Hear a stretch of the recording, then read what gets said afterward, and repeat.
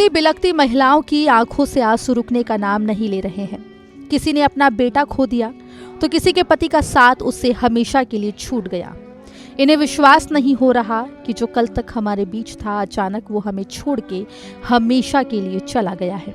दरअसल मंदसौर के नारायणगढ़ में एक मोटरसाइकिल की कार से टक्कर हो गई, जिसके बाद वो कार वहीं मौजूद एक कुएं में जा गिरी। कुएं में करीब 10 लोग गिर गए। ये घटना मृतक मनोहर सिंह के घर के पास ही हुई थी। टक्कर की आवाज सुनते ही मनोहर सिंह अपने घर के बाहर आए और कुएं में गिरे लोगों को बचाने की कोशिश करने लगे। मनोहर सिंह ने 4 लोगों को कुएं से बाहर भी निकाला, लेकिन कुएं में जहरीली गैस लीक होने के कारण उनकी भी मौत हो गई। मनोहर सिंह का पूरा परिवार शोक में डूबा हुआ है। अपने पिता को खोने के बाद उनके बेटों का भी रो रो कर बुरा हाल है। अभी तक जिस पिता के साए में वो सुकून महसूस कर रहे थे, अब उनके बिना ही रहना होगा। मनोहर सिंह के बड़े बेटे ने मांग की है कि सरकार को उन दोनों भाइयों में से किसी एक को सरकारी नौकरी देनी चाहिए, जिससे उनकी आर्थिक सहायता होगी।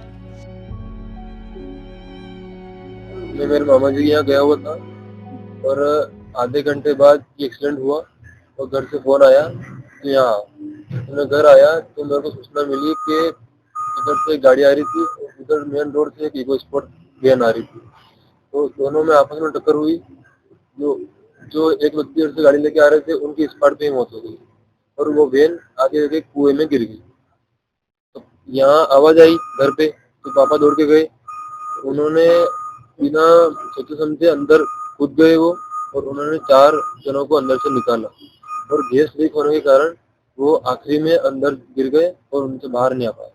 आपको कब सूचना मिली? मेरे को एक्सीडेंट होने के आधे घंटे बाद में। मैं मेरे मामा जी के वहाँ गया। हुआ कितना गहरा था? हुआ 50 फीट के लगभग था। हाँ, और वो गैस के कारण सांस नहीं ले पाए और अंदर ही चले गए। हॉस्पिटल ले गए थे बाद में, लेकिन वो बहुत लेट हो गए थे। पानी बहुत ज्यादा था। 7 बज गई थी उनको निकालने में। 12 बजे की घटना थी और 7 बजे निकाला गया। पापा की मदद सबकी, सबसे हंसमुख तरीके से बात करना, सबका अच्छा काम करना, आगे लेके काम करवाना। परिवार में सपोर्ट खत्म हो गया हमारा। सरकार से क्या मांगे? देखो, हम 2 भाई हैं, किसी को एक को सरकारी नौकरी मिल जाए तो हम हमारा घर आगे जाके अच्छा चलते। खेती-बाड़ी करते? अभी हम दोनों भाई खेती-बाड़ी करते, पापा के साथ में काम करते। तो पापा इस हाँ। इधर हादसे की सूचना पर डिप्टी सीएम जगदीश देवड़ा भी मौके पर पहुंचे थे। वहीं हादसे को लेकर पीएम नरेंद्र मोदी ने भी दुख जाहिर किया है और उन्होंने प्रत्येक मृतक के परिजन को प्रधानमंत्री राष्ट्रीय राहत कोष से 2 लाख रुपए की अनुग्रह राशि देने की बात कही है। घायलों को 50,000 रुपए की सहायता राशि देने की बात कही है। तो वहीं सीएम मोहन यादव ने भी आर्थिक सहायता कोष से प्रत्येक मृतक के परिवारजनों को 2-2 लाख रुपए, गंभीर रूप से घायलों को 1-1 लाख रुपए और सामान्य रूप से घायलों को 50-50 हजार रुपए की आर्थिक सहायता राशि देने के निर्देश दिए हैं। आपको बता दें कि मंदसौर के नारायणगढ़ थाना क्षेत्र के पास इको वैन ने एक बाइक को टक्कर मारी थी और अनियंत्रित होकर इको वैन कुएं में जा गिरी थी, जिसमें 12 लोग काल के गाल में समा गए थे।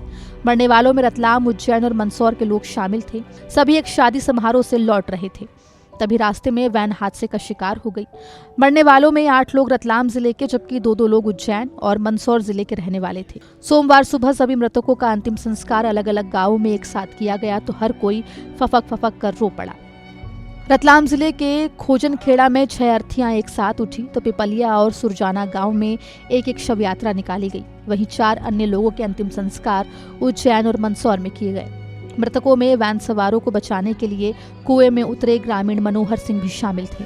फिलहाल इस घटना के बाद पूरे गांव में मातम पसरा हुआ है और हर किसी की आंखें नम हैं। मंदसौर से आकाश चौहान की रिपोर्ट, MP तक।